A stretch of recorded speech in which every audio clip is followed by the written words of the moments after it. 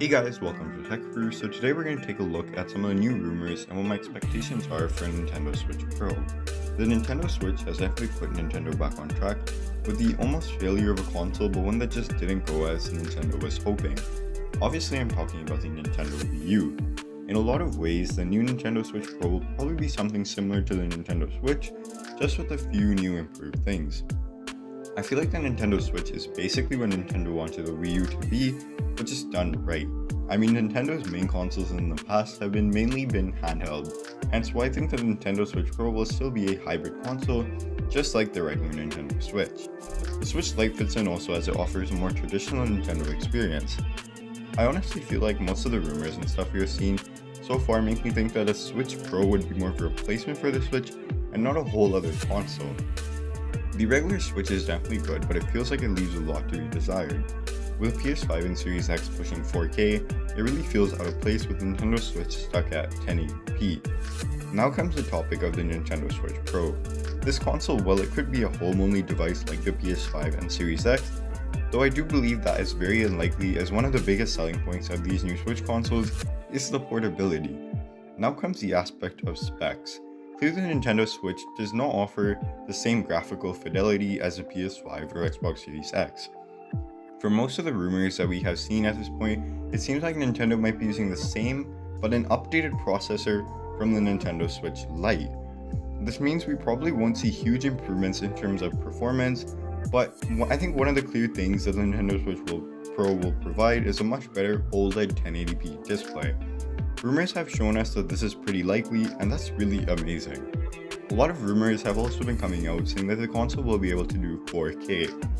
And honestly, if Nintendo wants the games to run well and look well, they would probably need a better GPU, unless they had some sort of amazing super sampling technology like DLSS, but I doubt that and I think it's super unlikely, so they would need some sort of really good upscaler or something like that.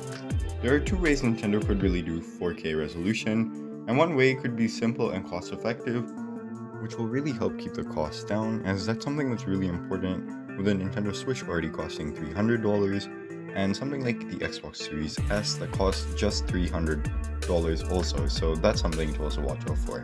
Basically, the more cost-effective way would be to have an upscaler in the console or the dock that could boost the resolution to 4K when using dock mode.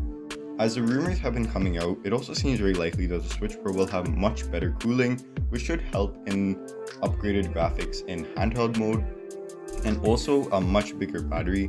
And one thing I also hope that Nintendo adds is much faster charging, as the regular Nintendo Switch could charge much faster if Nintendo were to tweak some more things. With these changes, Nintendo could technically still use the same chip and manage to get dock mode-like performance of the regular Nintendo Switch on the Switch Pro in handheld mode.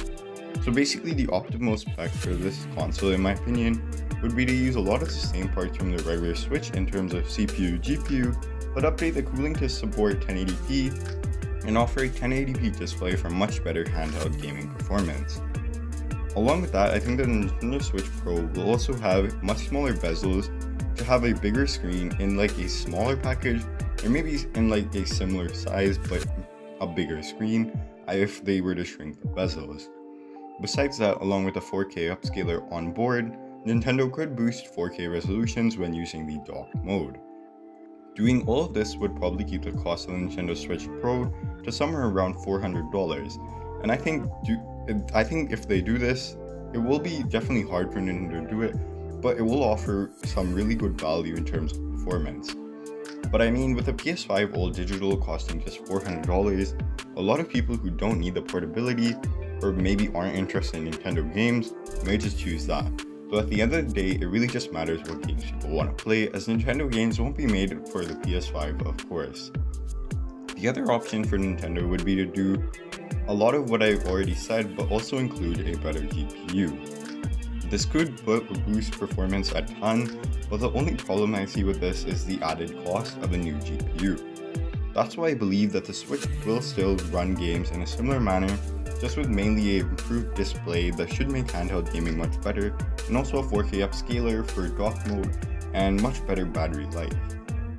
Doing this would keep costs relatively low and offer a good middle ground for Nintendo until they can make a powerful console like the PS5 and Xbox Series X with the advancements of technology and better graphics cards.